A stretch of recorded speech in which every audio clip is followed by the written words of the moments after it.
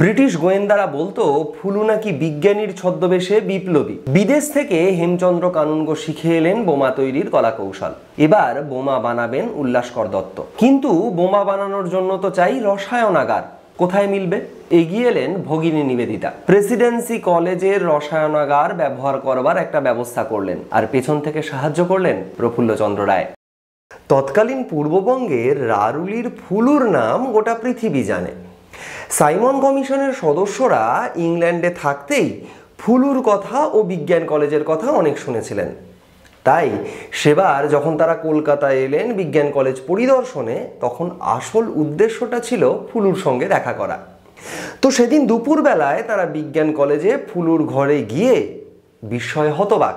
একটা চেয়ারে গামছা পরে বসে রয়েছেন বিজ্ঞানীদের বিজ্ঞানী মার্কিউরাস নাইট্রাইটের আবিষ্কারক ফুলু। কারণ একমাত্র ধুতিটা কেচে দিয়েছেন যে।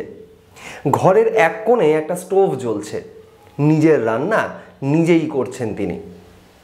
শোনা যায় সেই অবস্থাতেই বিন্দুমাত্র সংকোচ না করে সাইমন কমিশনের সদস্যদের সঙ্গে কথা বলেছিলেন তিনি বুঝতে পেরেছিলেন একটা সমগ্র জাতি কেবলমাত্র কেরানিয়ার মসিজীবী হয়ে টিকে থাকতে পারে না। বাংলার মানুষদের স্বাবলম্বী হওয়ার পথ দেখিয়েছিলেন তিনি। 1901 সালে প্রতিষ্ঠা করলেন Bengal chemical and pharmaceutical works. মূলধন বলতে ছিল মাত্র 800 টাকা আর পূর্ণ আত্মবিশ্বাস। আপনারা নিশ্চয়ই এতক্ষণে চিনতে পেরেছেন এই ফুলুকে। ছাত্ররা ভালোবেসে যার নাম দিয়েছিল বিজ্ঞানীদের বিজ্ঞানী। বরেণ্য এই রসায়নবিদ শুধু বিজ্ঞানী হিসেবেই চিরস্মরণীয় হয়ে থাকতে পারতেন, কিন্তু শুধু সেটুকুতে আটকে না থেকে এই ফুলু নিজেকে প্রকাশ করলেন আরো উজ্জ্বলতর রূপে। তিনি আর কেউ নন, প্রফুল্লচন্দ্র রায়। রবীন্দ্রনাথ যাকে উপাধি দিয়েছিলেন আচার্য। 2রা আগস্ট তাঁর জন্মদিনে আমরা শুনে নেব তাঁর জীবনের কথা। বুঝবার চেষ্টা করব কর্মবীর হয়ে ওঠার পথে সময় ও সমাজের ভূমিকা। ইতিহাসের এক একটা পর্ব আসে যখন সময় অতি দ্রুত গতিতে বাঁক নেয়, আর সময়ের এই বাঁক বদলগুলোই সভ্যতার ইতিহাসে চিরস্মরণীয় হয়ে থাকে। বাংলায় 19 শতক এরকমই একটা বাঁক বদলের অধ্যায়। এই সময় জন্ম দিয়েছে এমন বেশ কিছু মানুষকে যারা ক্ষুদ্র স্বার্থ ছাপিয়ে নতুন সমাজ গড়বার জন্য ঢেলে দিয়েছেন ব্যক্তিগত নৈপুণ্য। ব্যক্তি থেকে হয়ে উঠেছেন সমসময়ের সমসমাজের প্রতিনিধি। প্রফুল্লচন্দ্র রায় তাঁদেরই একজন। রারুলির গ্রামীণ স্কুল থেকে Hare School, Albert School, Vidyasagar প্রতিষ্ঠিত মেট্রোপলিটন কলেজ, প্রেসিডেন্সি কলেজ ও তারপর এডিনবার্গ বিশ্ববিদ্যালয়। ছাত্র জীবনে তাঁর এই উড়ানের কথা অনেকেই কম বেশি জানে। আজ সে কথায় না গিয়ে চলুন আমরা বরং শুনে নিই তাঁর পরবর্তী জীবনের কাজগুলোর সম্পর্কে। এডিনবার্গ বিশ্ববিদ্যালয়ে তখন অনুষ্ঠিত হচ্ছে একটি প্রবন্ধ প্রতিযোগিতা, যার শিরোনাম India before and after mutiny. স্বদেশপ্রেমিক প্রফুল্লচন্দ্র অংশগ্রহণ করলেন সেই প্রতিযোগিতায়। সত্যের সাধক ছিলেন বলেই ভারতে ব্রিটিশ ঔপনিবেশিকতার কুফলগুলো সম্পর্কে তিনি বিস্তারিত লিখলেন এই প্রবন্ধে। ব্রিটিশ বিরোধী প্রবন্ধটি সেই প্রতিযোগিতায় পুরস্কৃত না হলেও প্রশংসা পেয়েছিল বিস্তর। তারপর 1888 সালে কলকাতায় ফিরে প্রেসিডেন্সি কলেজে শুরু হলো তাঁর শিক্ষক জীবন। যোগ্যতা থাকা সত্ত্বেও শুধুমাত্র নেটিভ হওয়ার কারণে মাত্র 250 টাকা বেতন ও কম সম্মানের প্রভিন্সিয়াল অধ্যাপক পদে প্রেসিডেন্সিতে যোগদান করলেন তিনি। সেদিন রসায়নের প্র্যাকটিক্যাল ক্লাস নিতে নিতে প্রফুল্লচন্দ্র বুনসেন বার্নারে একটা হাড় পুড়িয়ে শটান চালান করে দিলেন মুখের মধ্যে। হতবাক ছাত্রদের বললেন, এটা ক্যালসিয়াম ফসফেট ছাড়া আর কিছুই নয়। কোন প্রাণীর হাড় সেটা বোঝবার কোনো উপায় রইল না। আসলে রসায়নের ক্লাস নিতে নিতে প্রফুল্লচন্দ্র শুধু সিলেবাস পড়াতেন না, সঙ্গে সঙ্গে ধর্মান্ধতার বীজটাও সমূলে উৎপাটন করবার মন্ত্র ঢুকিয়ে দিতেন ছাত্রদের মনে। দৃপ্ত বাচনভঙ্গি ও রসবোধ দিয়ে বাংলা ভাষায় বক্তৃতার মাধ্যমে বিজ্ঞানের জটিল বিষয়গুলোকে সহজসাধ্য ও ও মনোগ্রাহী করে ছাত্রদের সামনে হাজির করতে প্রফুল্লচন্দ্রর জুড়ি ছিল না। অক্ষয় কুমার দত্ত মাতৃভাষায় বিজ্ঞান চর্চার যে ধারাটি প্রবর্তন করেছিলেন, প্রফুল্লচন্দ্র তার সার্থক উত্তরসূরি। সত্যেন্দ্রনাথ বসু, মেঘনাথ সাহা, একে ফজলুল হক, জ্ঞানচন্দ্র ঘোষ, রসিকলাল দত্ত, পুলিন বিহারী সরকার, গোপালচন্দ্র ভট্টাচার্য, দুর্ধর্ষ অধ্যাপক প্রফুল্লচন্দ্রের দুরন্ত ছাত্র তালিকা দীর্ঘায়ত। প্রেসিডেন্সি কলেজে শিক্ষকতার পাশাপাশি তিনি চালিয়ে গেলেন বিজ্ঞান গবেষণা। 1895 সালে প্রেসিডেন্সি কলেজের রসায়নাগারেই তিনি আবিষ্কার করলেন মার্কিউরাস নাইট্রাইট। 20 শতকের প্রথম দশক, স্বাধীনতা সংগ্রামীদের একাংশ বেছে নিলেন সশস্ত্র সংগ্রামের পথ। বিদেশ থেকে হেমচন্দ্র কানুনগো শিখে এলেন বোমা তৈরির কলাকৌশল। এবার বোমা বানাবেন উল্লাসকর দত্ত। কিন্তু বোমা বানানোর জন্য তো চাই রসায়নাগার। কোথায় মিলবে? এগিয়ে এলেন ভগিনী নিবেদিতা। প্রেসিডেন্সি কলেজের রসায়নাগার ব্যবহার করবার একটা ব্যবস্থা করলেন, আর পেছন থেকে সাহায্য করলেন প্রফুল্লচন্দ্র রায়। ব্রিটিশ গোয়েন্দারা বলতো ফুলু নাকি বিজ্ঞানীর ছদ্মবেশে বিপ্লবী। বঙ্গভঙ্গের সময় নাকি বিদ্রোহীদের অস্ত্র কেনার টাকা দিত ফুলু। তার স্বদেশ প্রেমের উদাহরণ দিতে গিয়ে ঢাকার এক অফিসার একবার বলেছিলেন, স্যার পিসি রায়ের মতো লোক যদি 8 ডজন থাকতো, দেশ এতদিনে স্বাধীন হয়ে যেত। 1919 সালে ব্রিটিশ সরকার প্রফুল্লচন্দ্রকে companion of the Indian empire CIE উপাধি দিল।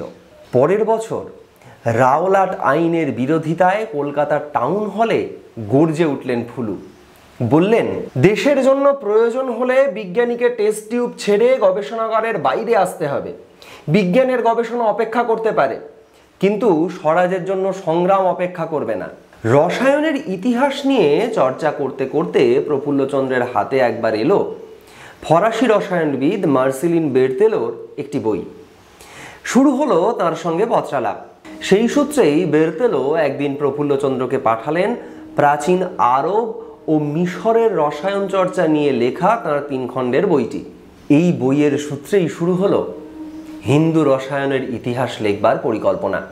দেশের বিভিন্ন গুরুত্বপূর্ণ গ্রন্থাগার, লন্ডনের ইন্ডিয়া অফিস, বারাণসী সহ বিভিন্ন প্রান্ত থেকে সংস্কৃত পুঁথি জোগাড় করা ও তার পাঠ শুরু হলো। সাহায্য করলেন পণ্ডিত নবরত্ন কবিভূষণ। এর ফলশ্রুতিতে কয়েক বছর পর প্রকাশিত হলো প্রফুল্লচন্দ্রের লেখা 2 খণ্ডে হিন্দু রসায়নের ইতিহাস। এই হিন্দু রসায়নের ইতিহাস নিয়ে চর্চা করতে করতেই প্রফুল্লচন্দ্র খুঁজে বের করেছিলেন প্রাচীন রসায়ন চর্চায় ভারতবর্ষের গৌরবোজ্জ্বল অধ্যায়ের কথা। সে সময় ভারতবর্ষ যে ধাতু সংকর তৈরিতে পিছিয়ে ছিল না, তার প্রমাণ আমরা পাব চরক সংহিতা, সুশ্রুত সংহিতায় উল্লিখিত অস্ত্রোপচারের সূক্ষ্মাগ্র যন্ত্র ইত্যাদির উদাহরণের মধ্যে দিয়ে। শুধু আরব, মিশর, চীন নয়, ভারতও প্রাচীনকালে তার মতো করে রসায়ন চর্চা চালিয়ে নিয়ে গেছিল। এটি খুঁজে বের করা প্রফুল্লচন্দ্রের অনন্য কাজগুলির মধ্যে অন্যতম। তবে এই কাজটি কিন্তু সহজসাধ্য ছিল না। ঐতিহাসিকদের একাংশের মতে সে সময় শিক্ষিত সমাজ 2টি মেরুতে বিভক্ত হয়ে গেছিল, যাদের একদল প্রশ্নাতীতভাবে ইউরোপীয় জ্ঞান বিজ্ঞান চর্চাকে গ্রহণ করেছিলেন, আর অন্য দল তর্কাতীতভাবে ছিলেন প্রাচীন ভারতপন্থী, যারা মনে করতেন পুষ্পক রথই প্রমাণ করে যে ভারতে নাকি বিমান আবিষ্কার হয়েছিল। হিন্দু শাস্ত্রে তরঙ্গ শব্দের উপস্থিতি দেখিয়ে তারা এটাও প্রমাণ করতে চাইতেন যে ম্যাক্সওয়েলের 1000 বছর আগে ভারতেই নাকি তড়িৎচুম্বকীয় তরঙ্গ আবিষ্কার হয়েছিল। সে সময় দাঁড়িয়ে প্রকৃত বৈজ্ঞানিক দৃষ্টিভঙ্গির মধ্যে দিয়ে প্রফুল্লচন্দ্র প্রাচীন ভারতে বিজ্ঞান চর্চার অনুসন্ধান করতে গিয়ে যেভাবে বৈদিক শাস্ত্রসমূহের প্রভাব, বৌদ্ধ দর্শনের প্রভাব ও আরবীয়দের অবদান অনুধাবন করেছেন ভারতের ইতিহাস এবং বিজ্ঞান চর্চার ক্ষেত্রে, তা সত্যিই অদ্বিতীয়। 1921 সালে বিলেত থেকে ফিরে প্রফুল্লচন্দ্র নিজের জন্মস্থান খুলনার গ্রামে গিয়ে দেখলেন দিকে দিকে হাহাকার। জল, হাওয়া, খাবার সবই যেন দূষিত। দুর্ভিক্ষ যেন গোটা জায়গাটাকে শ্মশান করে রেখেছে। ঘরে ঘরে মরে আছে লোক, তার ওপর ছড়িয়ে পড়েছে ম্যালেরিয়া। কিন্তু প্রশাসন কিছুই স্বীকার করতে নারাজ। প্রফুল্লচন্দ্র তৈরি করলেন বেঙ্গল রিলিফ কমিটি, যার দায়িত্ব কাঁধে তুলে নিল তাঁর তৈরি অতিকায় ছাত্রদল। গবেষণাগার ছেড়ে যারা সময় ও সমাজের আহ্বানে নেমে এসেছে বাংলার রাজপথে, ছড়িয়ে পড়েছে অলি গলি পাকস্থলিতে।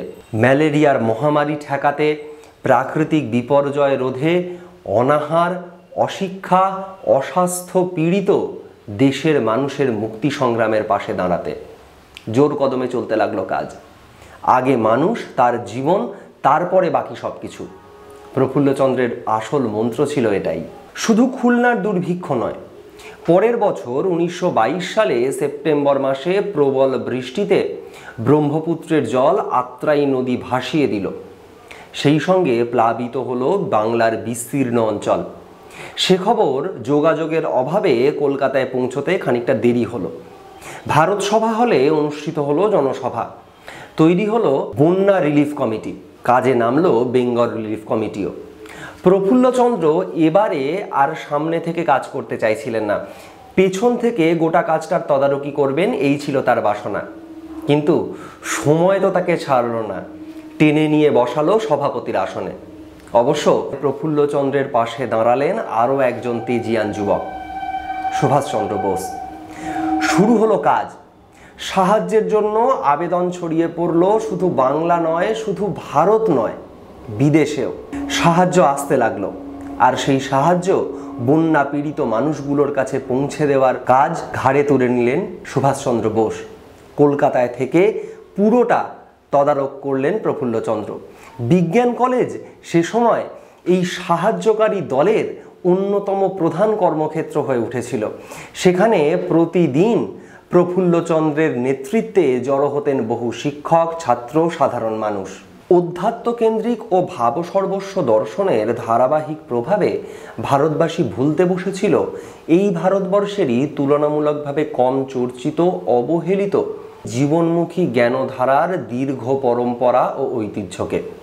যে সমস্ত মানুষ ভাবসর্বস্ব দর্শনের বিপরীতে গণসমাজকে অন্যরকম একটি ধারার দিশা দেখানোর উদ্যোগে হাত লাগিয়েছিলেন, প্রফুল্লচন্দ্র তাদের মধ্যে অন্যতম। এই আদর্শনৈতিক দৃষ্টিভঙ্গির কারণেই তিনি দেখতে পেয়েছিলেন প্রাচীন ভারতের জ্ঞান চর্চার ধারাটি কেন রুদ্ধ হয়ে গেছিল নবজাগরণের আগে। এই দৃষ্টিভঙ্গির পরিচয় আমরা পাই বাঙালি মস্তিষ্ক ও তাহার অপব্যবহার গ্রন্থটিতে, যেখানে প্রফুল্লচন্দ্র লিখছেন, বস্তুত ব্রাহ্মণ্য আধিপত্য কুসংস্কারের এক অতি বৃহৎ অধ্যায়। অনুসন্ধান প্রবৃত্তি এক প্রকার লুপ্তপ্রায় হইল। যাহা কিছু বৈজ্ঞানিক আভাস জাতীয় শিক্ষা ও জ্ঞানের সহিত ধীরে ধীরে ফুটিয়া উঠিতেছিল, যে কিছু প্রাকৃতিক দর্শন ইত্যাদির আলোচনার আভাস সূচিত হইতেছিল, তাহা অত্যল্পকালেই বিনষ্ট হইবার পথে আসিল। এই বিলোপের কারণ শাস্ত্রকারগণের কঠোর আদেশ। মৃতদেহ স্পর্শ করিলে অশৌচ হয়, মনু এই ব্যবস্থা করিয়া বসিলেন। সুতরাং শবব্যবচ্ছেদ বিজ্ঞান হইতে তিরোহিত হইল। প্রফুল্লচন্দ্রের অন্যতম কর্মকৃতিত্বের পরিচয় বেঙ্গল কেমিক্যাল স্থাপন, তা আমরা সবাই জানি। কিন্তু এই প্রতিষ্ঠানটি স্থাপনের পেছনে তার যে তাগিদটি জন্ম নিচ্ছিল, সেই তাগিদ জন্ম নেওয়ার কারণ জানলে প্রফুল্লচন্দ্রকে শুধু বিজ্ঞানী নয়, সমাজতাত্ত্বিক বলে অভিহিত করতেও ইচ্ছে জাগে। তিনি যখন লেখেন, আজ যে ভারতের শিল্পপণ্য বিলোপপ্রাপ্ত হইয়াছে, আজ বিংশ শতাব্দীর স্তরে দাঁড়াইয়াও যে ভারত প্রতীচ্য শিল্প বাণিজ্যের নিকট অবনত মস্তক, অথবা যে ভারতে বাণিজ্য কখনো সূচিত হইয়াছিল কিনা তৎসম্বন্ধে সন্দেহ হয়, সেই ভারতই বৌদ্ধ সাহিত্য পাঠে জানা যায় বরজ হইতে আলেকজান্দ্রা পর্যন্ত পণ্যাদি লইয়া যাইতেন। এই বাণিজ্য সংক্রান্ত আদান প্রদানের সঙ্গে সঙ্গে উপনিষদের বিবৃত মত সকল নিওপ্লেটনিস্টদের নিকট পৌঁছে। বস্তুত বাণিজ্য দ্বারা সূচিত সম্বন্ধ ক্রমেই জ্ঞান শিক্ষা বিস্তারের হেতু হইয়া থাকে। পরস্পর সংযোগ হওয়াতে কেমন অজ্ঞাতভাবে জাতিগত বৈষম্য ইত্যাদি ক্ষুদ্র প্রবৃত্তি শারদীয় আকাশে মেঘমালার ন্যায় অপসারিত হয়। তখন বুঝে নিতে অসুবিধে হয় না প্রফুল্লচন্দ্র বিজ্ঞানকে, জ্ঞানকে শুধু গবেষণাগার আর সিলেবাসের মধ্যেই আটকে রাখার পক্ষপাতী নন। বিজ্ঞানের দর্শন ও সেই দর্শনকে সমাজ পরিবর্তনের কাজে প্রয়োগ করবার জন্যই তাকে বিজ্ঞানীদের বিজ্ঞানী বলা যুক্তিযুক্ত। আজকাল প্রাচীন ভারত নিয়ে যারা কথা বলেন তাদের মধ্যে একটা অংশ হিন্দু শব্দটিকে অত্যন্ত গরিমায়, অত্যন্ত উচ্চতায় ব্যবহার করতে চান। তাদের হিন্দু সম্পর্কে মনে করিয়ে দেন প্রফুল্লচন্দ্র। হিন্দু রক্ষণশীলতার অভ্যন্তরে একটি অহিতকর প্রবৃত্তি নিহিত আছে। রাস্কিনের একটি কথা এ স্থলে বড়ই প্রযোজ্য। তিনি এক সারগর্ভ বক্তৃতায় বলিয়াছেন যে মানুষের চরম অবনতি তখনই সূচিত হয় যখন তাহার চরিত্র হইতে সম্ভ্রমের ও গুণগ্রাহিতার প্রবৃত্তি তিরোহিত হয়। হিন্দুর যাহা কিছু তাহাই শ্রেষ্ঠ। হিন্দু ভিন্ন সকল জাতি ম্লেচ্ছ ও বর্বর, তাহাদের নিকট আমাদের কিছুই শিখিবার নাই। এই প্রকার সংস্কার সকল আমাদের উন্নতির মার্গ কণ্টকিত করিল। সেই দিন হইতে হিন্দু জাতি কূপমণ্ডুক হইল। অহংকার ও আত্মাদরে স্ফীত হইয়া জগতের শিক্ষা ও জগতের দীক্ষা তৃণ জ্ঞান করিয়া অলক্ষিতভাবে অবনতির গভীর পঙ্কে নিমজ্জিত হইল। আজ আমরা হিন্দু বলিলে কেবল মুষ্টিমেয় কতকগুলো লোকের প্রাধান্য বুঝি মাত্র। এই গণ্ডির ভিতর ফোঁটা তিলক কাটিয়া শাস্ত্রের ভেলকি যিনি যত খাটাইবেন তিনিই তত হিন্দু। সাধারণের নিকট জ্ঞানদার রুদ্ধ, সে চাবি সেই গুটিকয় গণ্ডিস্থিত হিন্দুর হাতে। মধ্যযুগীয় ভারতবর্ষে জ্ঞান চর্চার পথটি বন্ধ হয়ে যাওয়ার পেছনে জাতিভেদ, ধর্মীয় কুসংস্কার ও অন্যান্য সংকীর্ণতার হাতই সব থেকে বেশি। এ কথা মনে করিয়ে দিয়ে প্রফুল্লচন্দ্র আরও বলেন, চণ্ডালোপি দ্বিজশ্রেষ্ঠ হরিভক্তি পরায়ণ, এই মহাবাক্য যদি যথাসময়ে বিঘোষিত না হইত, নিম্ন শ্রেণীস্থ হিন্দু সমাজে কয়জন লোক বিদ্যমান থাকিত বলিতে পারি না। কিন্তু স্বার্থান্ধ ব্রাহ্মণাদি উচ্চ জাতি এই মহান সাম্যভাব উপলব্ধি করিতে পারিল না। জাতিভেদের কঠিন শৃঙ্খল পূর্বের মতোই সমাজকে ব্যথিত করিতে লাগিল। পক্ষান্তরে তাহারা সমাজের নেতা বলিয়া অহংকার করিয়া প্রয়াস পাইতে লাগিলেন। ইহার অবশ্যম্ভাবী ফল ফলিয়াছে। স্বদেশ প্রেম ও স্বজাতি প্রেম নামক স্বর্গীয় ভাব ভারতবর্ষ হইতে চলিয়া গিয়াছে। প্রফুল্লচন্দ্রের ১৬৩তম জন্মবার্ষিকীতে আমরা বাংলা ভাবনার তরফ থেকে ফিরে দেখতে চেয়েছি তাঁর কর্মচঞ্চলতা, বিজ্ঞান দর্শন, বিজ্ঞানমুখী জীবনযাপন ও আদর্শকে, এবং তার সঙ্গে সঙ্গে তাঁর আদর্শকে পাথেয় করে আমরা কিভাবে আগামী দিনে এগিয়ে যেতে পারি সেটাও অনুধাবন করবার চেষ্টা করেছি। প্রফুল্লচন্দ্রের জন্মদিনে বাংলা ভাবনার তৈরি করা তাঁর প্রতি শ্রদ্ধার্ঘ্য হিসেবে এই ভিডিওটি আপনাদের কেমন লাগলো সেটা জানাতে ভুলবেন না। তার সঙ্গে সঙ্গে যারা এখনও আমাদের চ্যানেলটিকে সাবস্ক্রাইব করেননি তাদের কাছে অনুরোধ, আপনারা আমাদের চ্যানেলটিকে সাবস্ক্রাইব করে নিন। আমরা এরকম আরও ভিডিও নিয়ে হাজির থাকবো আপনাদের কাছে। ধন্যবাদ। বাংলা ভাবনা।